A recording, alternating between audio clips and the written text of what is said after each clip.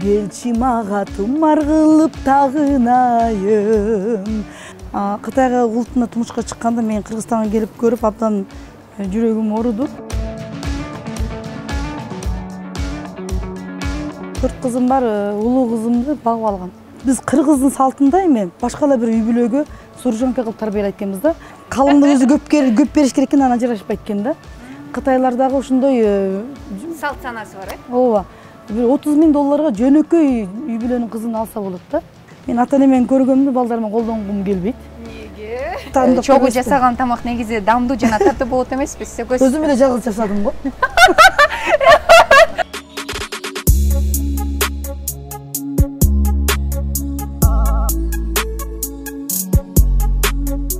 Салам достор, YouTube каналынын катталуучулары, Атажан Назира Бердигулова, биздин каналыбызга кош келипсиздер. Биздин программадан сиздер дамдуу тамактардын рецепттерин баарын таба аласыздар. Андан тышкары кызыктуу маектердин бардыгы биздин каналда. Айтор кайсы катталуучу экенин эсимде жок, бирок бир катталуучубуз бизден суранды эле. Назира айым, сураныч сиздерден Нуржамал эжени эфирге чакырып бересиздерби? Дегеле тамак жасаганды билет экенби дегенде мен абдан таң алгам да. Нуржамал эже деген кандай айым болду экен деп. Көрсө, замандаштар Кытайда төрөлүп, ошол жакта жашап, бирок Кыргызстанга келип, Кыргызстанда калып, азыркы учурларда маданиятка өзүнүн салымын кошуп келе жаткан экен. Абдан кубанычта болуп турамын. Маегибиз абдан кызыктуу болот. Саламатсызбы? Саламатчылык. Кандайсыз, жакшысызбы? Жакшы, рахмат. Абдан сонун. Сизди ушу атайын шаардын чекесине ушу Барвила эсалуу борборуна чакырып олтурган себеби ысыктан сизди алып келейинчи дедим. Анткени салкында жакшы маек болот деген ойдом. Рахмат, чоң рахмат. Ушул дам программасына дагы чоң рахмат. Себеп дегенде азыркы аял заттар бардыгы заманбап болуп, анан ишкер болуп, жумуштар абдан көп болуп, үй тамактарына алыстап баратат. Ушул программа аркылуу адам тамак жасаганда дагы өзүнүн бакытын тапса болот экен деген сезимдерди таап баштадым. Сизерге чоң рахмат.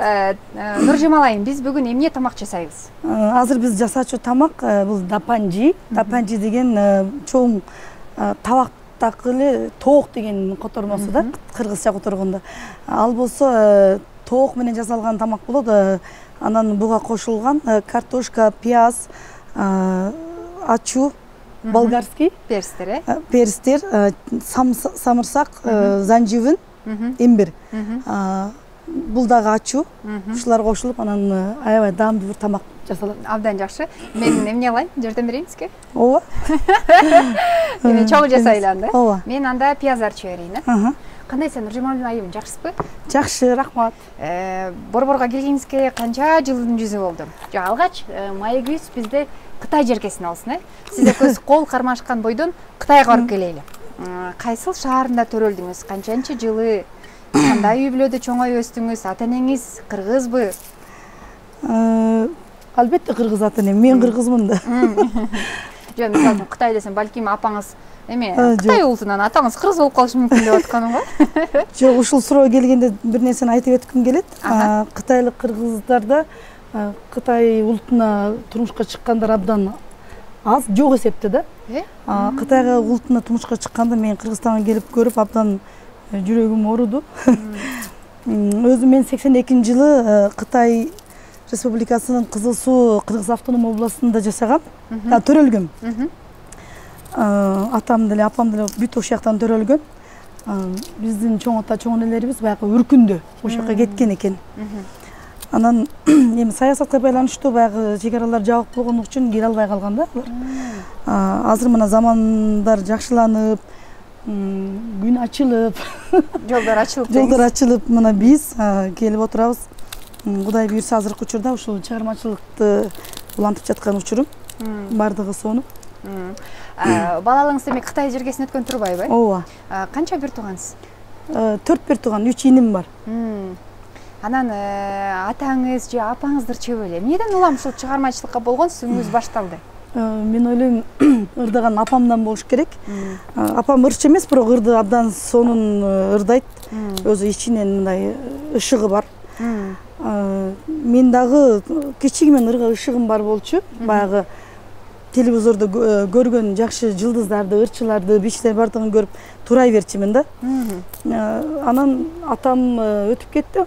Тирүү көзүндө ушул ырчылыкка каршы чыгат болчу. Эмнеге? Ырдабай кыз бала ырдаса болбойт деп элечи. Ошого байланыштуу мен ырдабай, жакшы окуп, жакшы окугучу болуп, анан университеттерде окудум, ангиз факультетте окуп, жакшы бизнесменка болуп жүрдүм. Кийин атамдын көзү өтүп кеткенден кийин билбейм, ушул нерсени ойлогон сайын өзүмдү кыйналам да. Көзү өтүп кеткенден кийин кайра ырчылыкты баштап алдым да. Эми себеп дегенде бул ырчылык бир аманатын атпай калдым деп ойлоп кала бересизби? Кызым ырчыл болду дегенден улам. Ооба. Эми бул ышык бар адам эч качан бул нерсени ичинен чыгара албайт экенсиң да. Ичинде эч качан кетпейт экен бул нерсечи. Алгачкы кайсыл ырды ырдадыңыз? Алгачкы бала эсиңизде мындай сахнага чыгып, же болбосо ким билет эми балалык кездеби, же бала бакчадабы, же мектептеби дегендей. Бала кезимде ушу көрүнгөн мындай ырчылардын баардыгын туура айтып болчумун да. Үнүн, кылыгын, кийингенин, сахнадагы баягы микрофон кармагандарын, элдер менен карагандарын. Кытайдын ырчыларын. Биздин ырчылардан жок беле сизде мындай. Ал кезде жабык болчу, чегералар. Ал кезде окуган болсу. Интернет жок беле? Кичик кезимде. Интернет жок ал кезде. Эми мисалы үчүн сыналгы дегенимчи. Сыналгылары бар эле, жок, бирок чегералар жабылганга байланыштуу бизге барбаган да кассеталар. Анан университетте окуганда ушул биздин университетке өкүл болуп бир конкурска баргам. Ошондо ушул Whitney Houston'дун I Will Always Love You деген ырды жарыштырдыгам да. Жарыштырдыганда пилос экен деп мага баа бербей коюп, кийин кайра өзүм жандуу ырдайм деп туруп алып, без музыка ырдайм деп. Анан ошондо сыйлык алгам, баш байгени алгам. Азаматсыз Кытайда, ооба, Пекинде. Пекинде. Демек, ошол кезинде баштаган турбайбы чыгармачылыкка болгон сүңгүңүз, Эми бул нерсе эч качан жоголгон жок. Ортолукта эле баягы турмушка чыккандан кийин. Эмнеге ырдагыңыз келчү? Жан дүйнөңүз ошону каалачу беле? Каалай берет да. Капалансам деле ырдай берет элем. Бир нерсеге стресс болуп мындай ыйлагым келсе деле ошондой ырларды таап. Кайгылуу ырлардан, Ооба. Биз аялдар негизи манайыбыз чөккөндө, депрессия болуп атканда мындай шаңдуу музыканы укпайчы, замандаштар. Кайгылуу музыканы угулат экенсиз, өлгөн үстүнө көңгөн коопчу. Бирок ошол дагы ичинде экени эми чыгарат да, ал чыгып кетиш керек да. Чыкпаса ичинде тура берсе, ал күндөн күнгө улана берет. Бир чыгарып алгандан кийин токтойт да. Ошо ортолукта турмушка чыгып, анан жолдошум хижапка киресиң деп, аны ырдабай койгом 7 жыл. Хижап кийдиңизби? Хижап кийдим Кытайда. Ал да кытайлык кыргыз жолдошуңуз, Ооба. Ошо кийин ажырашып кеткенден кийин кайра өзүм мындай эле болуп алдым. Анан кайра ырчылыкты баштап алдым да. Өкүмөт чечип салганбы? Эми саясатка байланыштуу болуп калды. Бизде мажбур болуп калдык. Кытайда? Ооба. Эми кийинге болбойт дедиби? Кийин тыюу салды да. Эми Кудай өзү көрүп турат да. Эмне үчүн кийбей калганыбызды. Ошо Кудай өзү бардыгын билгичү, уккучу деп турат. Жолдошуңуз кытайлык эле кыргыз беле? Ооба. Таксыр. Таксыр болчу да. Эмнеден улам сиздей болгон аял менен ажырашып кетти? Бизде ал суроону бергенбиз, ортойбей эле. Миске бул суроону берген себебим, эмнеден улам ушу ажырашуулар болот? Ажырашкандан кийин жашоо кандай экен? Жашоо бар экенби? Сизге оор болгон жокпу? 7 жыл чогуу жашап, анан ажырашып кеткен. Оор болот албетте. Ошого жакында Султан Садыралиев автор болгон бир Жалгыз айым деген ырды ырдап чыгып клип тарттык. Ошондой аялдардын, айымдардын тагдырын жазып чыкканда өзү Кыргызстанда эле эмес, Кытайда эле эмес, дүйнө жүзүндө ушундай жалгыз айымдар көбөйүп кетти да. Эркектер жоопкерчиликсиздиги көбөйүп баратат. Анан кээ бир аялдардын күйөөлөрү камалып кеткен, башка өлкөгө кетип калган, таштап кеткен, талаа карап кеткен, ул дүйнөгө өтүп кеткен дегендей. Анан мен деле ушуну жалгыз айымдын колунда чоңойгом да. Апам жалгыз айым болуп, ата болуп, апа болуп бизге сыртка чыгып, баягы эркектин жумушун аткарып, үйгө кирип, аялдардын жумушун аткарып, анан тилекке каршы мен дагы апам менен тагдырдаш болуп, ошондой нерселерди кайра мен да башыман өткөрүп, абдан оор күндөр болгон албетте. Бул жашоо сыноолор сен аял экенсиң деп сага жеңилдик бербейт экен да. Адам катары бүт нерсени окшош эле бере берет экен. Ошонун баардыгын көтөрүшүң керек экен. Балдарыңа кечип кете албайсың, таштап кое албайсың. Ошол себептен ушул асыл айым деген ырды чыгарып ушул жалгыз бой айымдарга баягы дем күч болсо экен, энергия болсо экен деп клиптерге тарткызып, Асема баш неме кылып ойноду, сонун ойноп берди. Клип тартып атканда да өзүм канча жолу ыйла бергем да. Ошол жерде өзүм да бар болчумун. Ошо обону кимге тандык? Сөз обон Султан Садыралиевка. Сиздин аткарууңузда болду? Мен аткарымда анан менин заказымда болду. Енді ушундай эми Султандын апасы, атасы тең бар да. Ал болсо бала, андай нерсени түшүнбөйт да эми. Ачык айтканда, мен ушундай башыман өткөндөрдү, мамамдын башынан өткөндөрдү айтсам, көзүнө жаш алып, анан эргүүсү келгенде чыгарып жазып берди да. Сиздин мындай кубугуңуз каталды ошол? Абдан сонун болду. Мен канча жолу ырсам ошончо жолу ыйлайм. Анан клипте деле ошондой сонун тарттык. Клипте дагы ошондой аял зат ошондой оор эмгектерди, эркектердин эмгегин алып карап аткан, мойкаларда дагы нелерди? Мойка, иши оор эмгектерди аткарып аткандарын чыгардык да. Ооба. Ушун менен эмнени айтайын дедиңиз клип аркылуу, чыгарма аркылуу? Клип аркылуу эми баягы ошондой жалгыз бой айымдарга бир дем күч болсун дедим. Анан бактылуу айымдар энелердин бир кийимини катары. Ооба, бир дем күч болсун, ошолорго бир энергия болсун дедим. Анан дагы бактылуу жашап аткан аялдар бар да, жолдошу менен жолдошу таап келет, баягы бар окшотот, жок акчатат деп мына бар нерсени жасап жеген, бул бактылуу да. Жокту бар кылыш кыйын. Ошондой айымдар дагы ошол колдо бар бакытты кадырына барса деп, мен баягы кээ бир жакшы мырзалар деле көп да. Ошондой жакшы мырзаларга мындай айымдар учурап калат, жакшы аялдарга жаман элер учурап калат. Ошондой болот да эми. Тепе теңдик жок да. Ошондой болсун деп. Ошондой клип жараттым. Мен ойго салып койдуңуз, менимче бул чыгарманы баарыңыздар уксаңыздар керек. YouTube каналдарга азыр жүктөлсө керек, э? Ооба, YouTube'да Нуржамал Турган кызы деп жазса эле биринчи очередде ушул клип турат. Демек, Кудай буйрса, биз ал клипти көргөнбүз. Чынында эле абдан жакшы чыгарма болгон.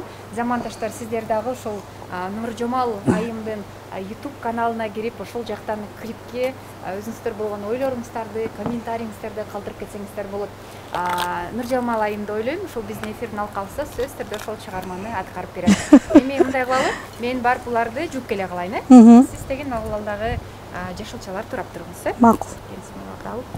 Мына Назира айым, анда буларды бардыгын жууп, даярдап койдук, эми турап буну кууруп башташ керек. Макул. Келиңиз менен пиязыңызды турап берейин. Кандай турайын? Каалаганыңыздай. Кандай турайм? Негизи уже эфирде дайыма мага пияз туратып коет да, конокторчу. Ыйлабайт экенсиз мына. Эми ыйлап баштайм, кээде ыйлаганым учурлар болот, кээде ыйлабайм дегендей. Мынакей Кыргызстанга келгениңизге бир топ эле болуп калыптыр. Кыргызстанга калып калганыңыздын себеби? Кытайга деле барып турасыздар азыр, э? Барып турам, балдарым, кыздарым ошол жакта да. Ошон үчүн барып турам. Эми негизи Кыргызстанга келген кытайлык кыргыздарды мен ойлойм бардыгы патриоттор келет. Себеп дегенде жашоо Кытайда жыргал да. Саясатка эле аралашпасаң, мыйзамды тебелебесең, мыйзамдын эрежесин бузбасаң, жашоо жыргал. Кандай акча тапсаң, кандай иштесең болот. Мамлекет жумуштарга да ишке коет мисалы. Бизнести деле чоң бизнести алып барсаң боло берет да, колдойт. Кредиттерди процент жок, мындай төмөн проценти жок кредиттерди берет. Жашоо жакшы эле. Мен ошо Кыргызстанга келип, Кыргызстандын жарандыгын алган кытайлык кыргыздарды абдан сыйлайм. Себеп дегенде тек гана патриоттор гана келет да буяккачы. Эми анткени Кыргызстанды башкача эмес, Кыргызстандын келечеги Кудай буйрса эң өнүккөн, эң мыкты мамлекеттердин катарына кошулат экен деген үмүттөбүз. Бирок азыркы учурда эми салыштырмалуу жашоо баары бир тиякта жыргал да. Кытайда жакшы. Ооба. Мамлекет тарабынан кандай жеңилдетүүлөр бар? Жеңилдетүүлөр бизнес кылам десең колдойт. Проценти жок кредиттерди берет. Баягы бир магазин ачып же бир компания ачып мындай документиңди көтөрүп барсаң эле болот да. Университет жаңы бүтүрүүчү балдарга да көп колдоолор болот. Ошондой жааттан көп да. Колдоолор жакшы. Мамлекет жумуштарында деле кыргыздар көп эле иштейт.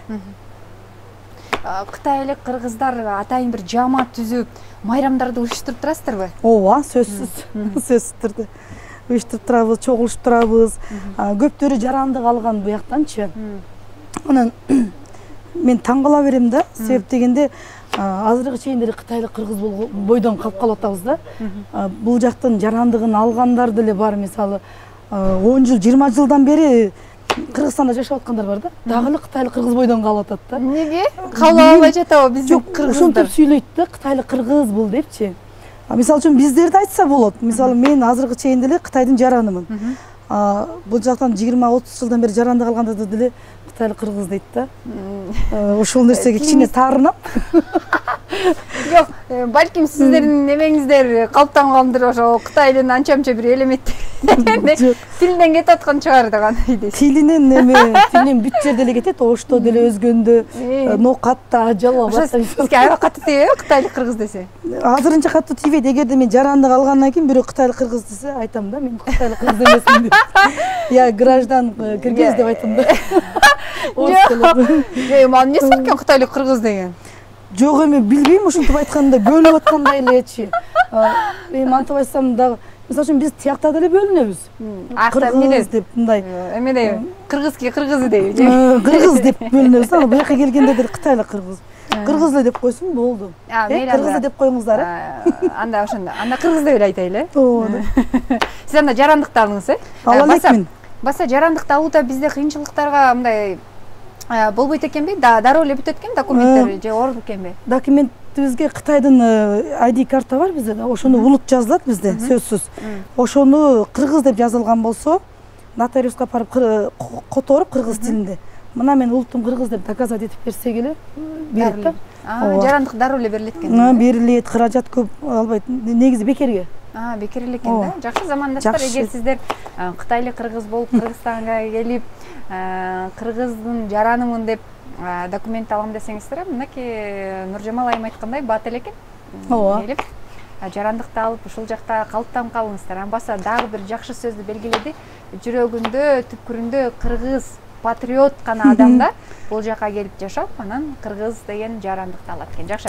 Эми кыздарыңыз ошол жактабы? Ооба. Билишимче 4 кызыңыз бар. 4 кызым бар, улуу кызымды багып алгам. Балдар үйнөнбү же? Жок. Ийнимдин эле кызы болчу, багып алгам. Сен бир тууганыңыз эле кыз экен. Мен ойлоп атам сизди балдар үйнөнтүм эле деп. Биз бир туугандын баласын багалдыкты айтпайбыз, баламын эле айтабыз да, биз ошондойчу. Эми мени апа деп таанып чоңойгон да, ошон үчүн. Демек 4 кыздын апасыз. Ооба. Эми Нуржамал апа айтсаңыз, кытайлыктар балдарын кандай тарбиялайт экен? Кытайлыктар уулун болсо чың кармайт, урушат, мындай эркектей бол деп тарбиялайт да. Акчаны аз берет, отчет алат, муну эмне кылдың деп сыгып берет да. Кыздарды болсо ханыша деп тарбиялайт. Жакшынакай кымбат кийимдерди алып берет. Мындай чоңойгондо бирөөлөрү бир нерсе алып берип койсо алданып кетпесин дегендин алдын алат болуш керек деп ойлойм. Ошону биз абдан колдойбуз. Себеп дегенде биз кыргыздын салтында эми башка эле бир үй бүлөгө суржонка кылып тарбиялайт экенбиз да. Жакшы иш кылбасаң, камыр жакшы жуурбасаң, каненең алып келип коет, анан апаңдын тарбиясы начар экен деп апаларыбызга чейин кетет да. Бирок Кытайлардын эми Кытайды жакшы деп мактаганым эмес, бирок Кытайдын ушул жерин мен силем. Айымдарды аябай немеси бийик да, айымдарды бир өмүр үйүндө күйөөсү жолдош тамак жасап, аялы эч нерсе жасабаган үй бүлөлөр бар. Кытайдынчы азыркы чейин аялын бутуна чейин жууп берет да эми. Ошондуктан мына Кытайга тийип кеткен кыздарды жаман көрөбүз. Ошолордун кызыгат болуш керек деп ойлойм да. Аялга болгон мамилесинен улам, Ооба, аябай жакшы мамиле кылат. Ошентип турса деле эми Кытайда аялдардын немеси калың деп коет. Кытайда деле цайли деп калың бар да. Калың аябай кымбат.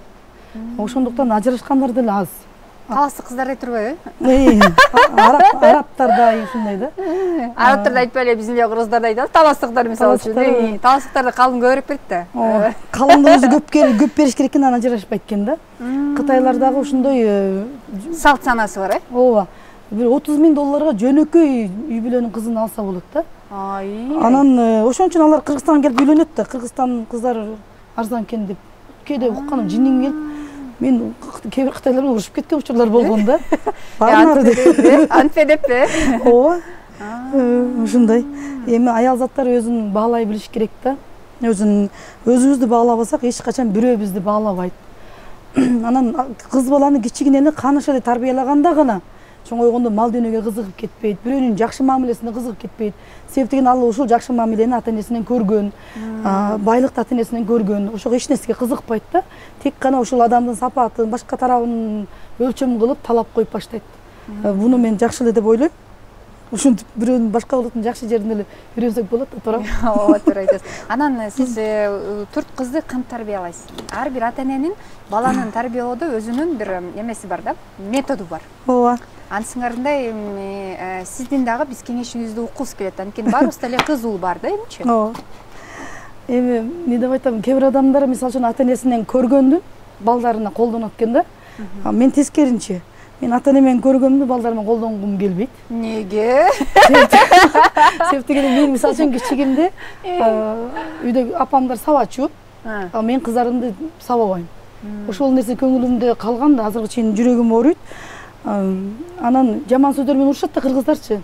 Жинди, акмак, эмне? Жаман сөздөр бар го, балдарын урушат го. Өлүп кал, кара жерге кир, эшек. Анан ошол сөздөр эшек деген сөз это я тебя люблю деген сөз го бизде. Ошол сөздөр калат экен адамдын эмесиндечи, көңүлүндө сознаниясында, эсинде калып калат, э? Ошон үчүн мен кыздарымды бир жолу жаман сөз менен урушкан эмесмин. Анан кийин мындай бирне буюм жоголтуп ийсе же чагып ийсе же чоң акчага мени зыянга жыгылса дагы урушпайм да. Себептен кичигимде мен бир нерсени жоголтуп ийсем, апам сабайт деп үйгө келбей караңгычан ушуну издеп жүрчүмүн да.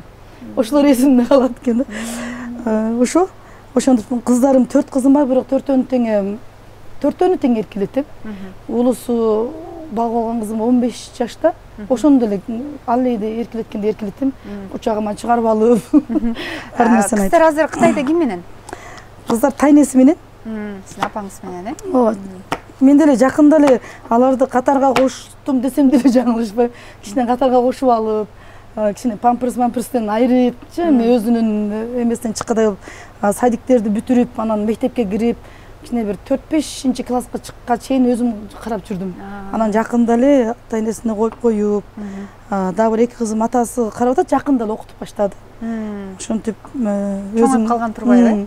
Эми кичине өзүм үчүн жашайын, өзүмдүн кыялдарым, максаттарым ишке ашырайын деп, мына буякта жүрөм. Азаматсыз. Бат-баттан эле отурасыз, э? Пандемияга байланыштуу бара албай калдык ортодо. Эми учуп баштаптыр, учактар. Чек ара жаңы ачылып башталды, буюрса жакында дагы барам. Абдан жакшы, Кудай буйрса. Эми мага абдан кызык болуп атат. Ашканаңыздар кандай? Ашканабыз силер деле бизге окшоп кытайлык кыргыздар, извините, кечиресиз эме кыргыз эле айтайынчы. Кызыл сулук кыргыздар. Кызыл сулук кыргыздар. Бизге окшоп эле беш бармак жейсиңерби? Ооба, беш бармак жейбиз, кой сойгондо устукандарды ошондой эле тартабыз, пулоо жейбиз. Эми баягы кытайлардын жакшы тамактарын эле өзүбүзгө халал кылып, ошондой эле бышырабыз. Только халал кылып да. Халал кылып жейсиз. Мисалы үчүн тоокту кытайлар айырмасы жок, кандай тоок болсо бышыра берет. Биз болсо сөзсүз түрдө мусулмандар сойгон, Аллаху акбар деп союлган тоокторду тандап келип, ошол эле приправалар менен бышырып жейбиз. Башка тамактарын деле ошол эле баягы эттерди, койдун эти кылып эле, же уйдун эти ошону бышырып жейбиз. Кыргыздар кыйын эле негизи эле. Бирөөнүн ашканансын дагы оңдосун деп. Кандай тамактар көбүнчө үйдө жасалат сизде? Тамактар жакшы көрөсүз? Уйгур лагман, мампар дейткенсиздер го, гампан, кадимкидей ошолор, моной тапанжи, балыктарды куруйбуз кытайча, сонун приправалар менен. Жана кытайлыктар специяге аябай мына жакын го татымдаргачы. Татымдардын түрлөрү бар го, мисалы үчүнчү приправалар деп коеюн, балким сиз түшүнбөй да жаткандырсыз. Ошол мага абдан кызык көрүнөт да. Жана чайларычы. Кытай өзү медицина маданияты 5000 жылда. Кытайдын медицина маданияты. Ошонун ичинде полизимде баягы дары дармандардын ичине чай деле кирип кетет. Ушунун бардыгы баягы дары болуп калат да, полизим адамдар. Даам эле эмес, ден соолукка да пайдалуу болуп кала берет да. Кытайлыктар чайга аябай жакын дейт го, чайды мындай жакшысынан терип таңдап таптап ичет экен. Жакшысынан ооба, мындай неме деп коет, кичик жумуш кылгандар отуруп алып, бешөө отуруп алып арак ичет да. Же айлык алчулар, айлыкчылар. Бизнесмендер болсо, эми көп ичпейт, ошолор деле кичине ичип неме кылат. Ал чоң инвесторлор толка чай ичет да. Чай ичет, граммы $1000, $500 чайлар бар. Ошону туруп алып, кичиккене стакандар бар. Ошого куюп алып чай ичет, анан алар тек гана кайсыл проектке канча акча салабыз, кандай иштер, кайсы келечекте кайсыл багыт болуп атат, ошолорду гана сүйлөшөт да. Ошол биздин немебизде калган. 5-6 адамдай бизнес үчүн ичип отам, мен бүгүн бир эме бол, заказым болуш керек десе, бардыгы уже Кытайда шылдыңдайт да. А бул кичик бизнесмен экен деп элечи. Демек, бизнесмендер дагы топ-топко категория бөлүнүп турбайбы? Ооба. Эми бул бизнесмен уже ден соолугуна караш керек да. Себеп дегенде байлыкты таап анан баягы ден соолугуңду коротуп байлык табасың. Анан өмүрүнүн акырында ошол бүт байлыгың менен ден соолукту кайра оңдоп баштайбыз, оңдой албайсың да. Оңдой алсаң деңиз. Оңдой алсаң анда жакшы эмеспи? Кудайдын жардамы менен оңдой аласың, кыйын ал. Ошондой миллиарднерлер болгон, триллиарднер деп ошондойлор болгон. Көз каранды болуп мага мынчалык ичеге берип кой, рак болгондочу. Эсе жок болду, 5 күнүгүнүз калды дегенде чоң мүшөк менен акчаларды больницага ыргытып таштаган да. 5 күнүк убактым калды. Болгон нерсе? Ооба, газеталарга жаңылыктар чыгып кеткен. Ошондон кийин анан байлар ден соолугуна карап баштаган да. Кытайда. Ооба. Жакшы нерсе экен. Биз баарын туура алдык, эмне кылайлы? Эми майды куюп, буну кууруп баштайлы. Макул, жакшы. Анда сиз этти көтөрүп алыңыз, мен муну көтөрүп алам. Макул. Мына Назирайым биринчи болуп мо тоокту музак сууга салып бир кайнатып алабыз. Бул көп эми өзүбүздүн үйдө канча адам болсо ошого жараша тоокты салабыз дагы бир кайнатып алабыз. Бир эле кайнаганда чыгарабыз буну. Мына тооктун этин бир кайнатып алдык. Анан кайра буну кайнагандан кийин алып чыгып музак сууга бир чайкап ийебиз. Бул даяр. Казанга май куябыз. Майды көп эле куябыз.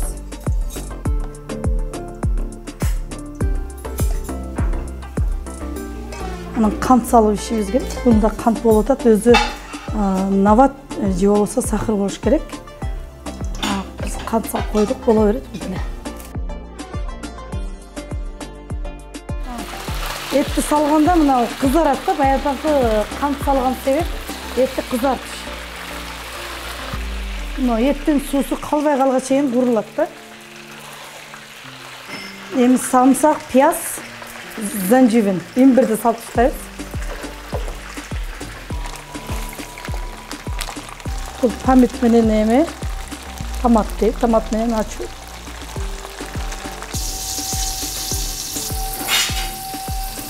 Буга кайнак суу куюп 10 минут кайнатып алгандан кийин эми картошканы салабыз.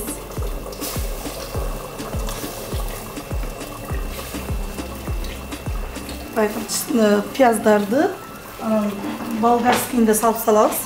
Бунун акырында салат менен бул раң берет, себеп дегенде эзилип кетпейт ошондуктан.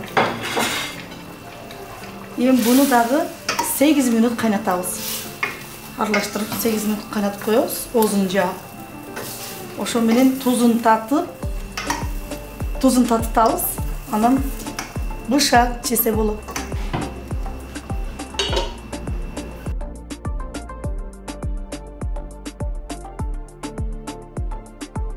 Замандаштар, мынакей биздин тамагыбыз дагы даяр болуп калды. Даппанжи дедиңиз, э? Ооба, чоң табактагы тоок эти даяр болду. Баарыңыздарды даамдап көрүүгө чакырабыз. Келиңиздер анда, бисмилла. Келиңиз, сиз даамдап көрүңүз. Чогуу жасаган тамак негизи даамдуу жана таттуу болот эмеспи? Өзүм эле жалгыз жасадым го.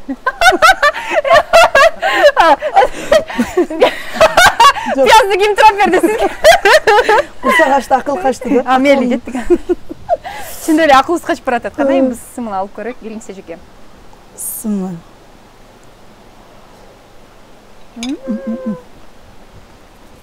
Ачуу. Аябай сонун даамдуу болуптур. Аябай сонун даамдуу болуптур. Тапанжи эме ачсам болот экен, а? Кухня. Кухня же болбойсузбу? Аябай сонун болуптур. Мындай тамакты жеш үчүн биз атайын үй бүлөбүз менен Мин Лянфан деген айыл бар биздечи, замандаштар. Бишкектин чекесинде атайын дунгандардын тамагы бар да, ушундай дапанжи деген атайын бар жейбиз. Мен ошол жактагы ашканага барып келгендей болдум да. Даамы чынында эле абдан сонун болуптур, замандаштар. Ушул рецепт менен дапанжи тоогөттүн жасап жесеңиздер болот экен. Барыңыздарга сунуштаймын. Эми учурдан пайдаланып, биздин Нуржамал айым ушунча жол артып келди. Борбордон бери ушул Барвил Айсалы борборуна келип олтурабыз. Ырдатпасак болбойт. Ырдаңыз, ага чейин мен коюп келген чай да кайнап калат. Олтуруп дасторкон үстүндө дагы айтылбаган сырларды сүйлөшүп, анан тамагыбызды жейли. Болот. Жогоруда сөз бергендей, Нуржамал айымды биз ырдаталы. Келиңиз эми. Тамагыбыз андан дагы дамдуу, таттуу болуш үчүн бизге музыка жетишпей атат. Анда мен ушул ырда дегенде эле мен замат эле уларым деген бир эсиме келет да. Себеп дегенде муну апам үйрөтүп койгон. Бул ыр кытайлык кыргыздардын элдик ыры. Ушундай улар үндүү кыргызымдын ырчы кыз жигиттерине ушул ырды ыр белек кылып тартуулап коеюн. Келиңиз. Чогуу тыңдайлы. Тоо башында шок сайраган менин уларым, жүрөгүмө кадалган сенин ырларың, айланаңда тыржыттуу шаттуу бактарың, ачылып тынбай сайра үнүң дугайым. Уларым, менин уларым, жүрөгүмө кадалган сенин ырларың, келчи мага тумар кылып тагынайын, койкалаган күйүк оттон айрылайын, карлуу болуп шыбырганда канатымды калкы кылып жаунайын.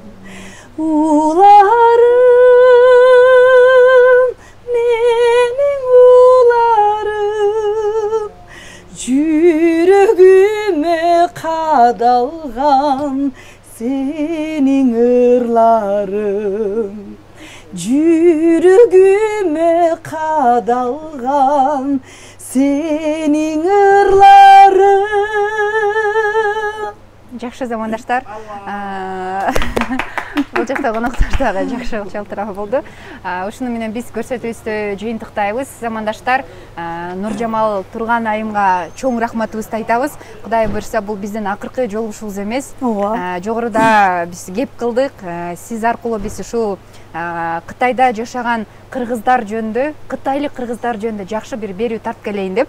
Албетте Нуржамал айымдын коштоосунда жана колдоосунда болот бул нерсе. Алдыга койгон максаттарыбыз абдан чоң, сиздин дагы чоң-чоң максаттарыңыздар бар экен. Кудай буйрса, филармонияда концерт берип, ушул мукамминдуңдарыңыздар менен биздин жан дүйнөбүздү, мындайча айтканда, байытып, бизге жакшы ырларыңызды тартуулаңыз. Рахмат сизге. Сөзсүз турду. Кудай буйрса. Замандаштар, аты жөнүм Назира Бердигулова. Барыңыздар менин каналыма катталууну унутпаңыздар. Жакшы видеолордун бардыгы алдыда. Учурдан пайдаланып, сизге эркин микрофон, жумурай журтка жакшы бир каалоо тилек айтсаңыз, эфирибизди жыйынтыктайлы. Ар дайымдагыдай эле эркин микрофон дегенде мен эмне дегим келет? Ушул Кыргызстанга тынчтык болсун. Кыргыз өлкө дүйнөдөгү эң өнүккөн, эң мыкты мамлекеттердин катарын толуктасын. Ал эми кыргыз элим аман болсун. Рахмат сизге. Замандаштар, көрүшөбүз, угушабыз. Каналга катталыңыздар, комментарий калтырыңыздар. Рахмат.